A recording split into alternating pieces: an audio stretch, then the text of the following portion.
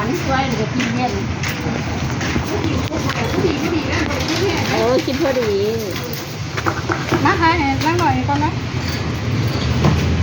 อันคนจะเอาสโลว์เป็นสีแดงเหรอเป็นมะพร้าวเป็นน้ำก้อนเร็วน้ำก้อนนี่สโลว์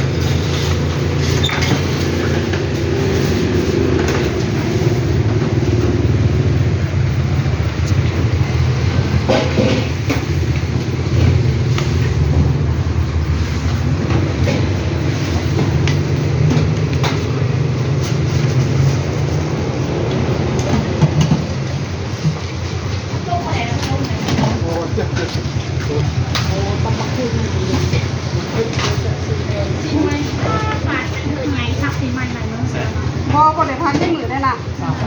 มือเห็นทานเขาไปเห็นซื้อมาเขาของบ้านข้างมีกันเขาเห็นทานเขาดีหามือนะแบบท่านปีใหม่ปีใหม่คล้ายจังแบบคล้ายดีกว่าเก่าหน่อยนึงนะแต่ว่าถามว่าจะคล้ายใช่ไหมยังไงแต่อาการมันห่วงนี่นะ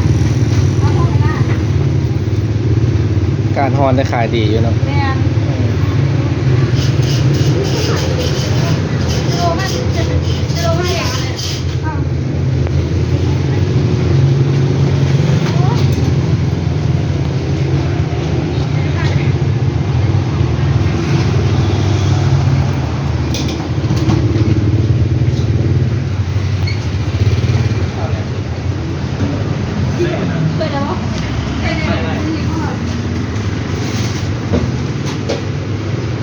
บัวแสงสุดเนาะ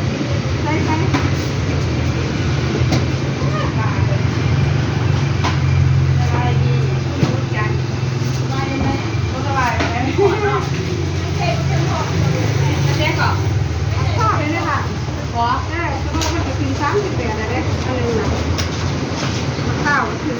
อจะนั่งฝึกข้าวก็แล้วให้กินกระยาไหมค่ะยังกินเอาก็คือกับบริคล้ายเนาะก็ขืนใจนะมันถือว่าขืนขืนใจบอลใจเย็นขืนใจขืนใจไม่กินใจเย็นด้วยเขาจะพกหนึ่งเหรอบอกว่ามาเหมือนกันโอ้ยเฮ้ยเดี๋ยวว่าแม่ดูนะว่าแม่ใส่ชุดเด็กใหญ่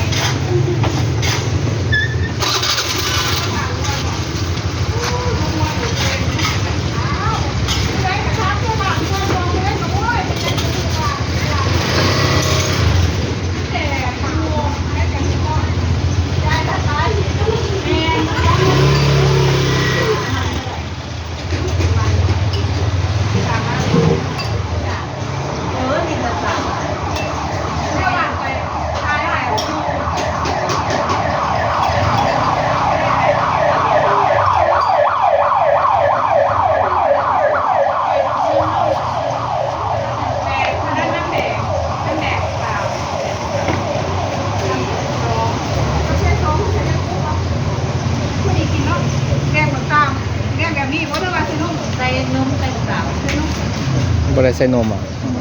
บ่อันนี้แดงมะนาวสโลมะนาวเดี๋ยวคนได้ไปเห็นที่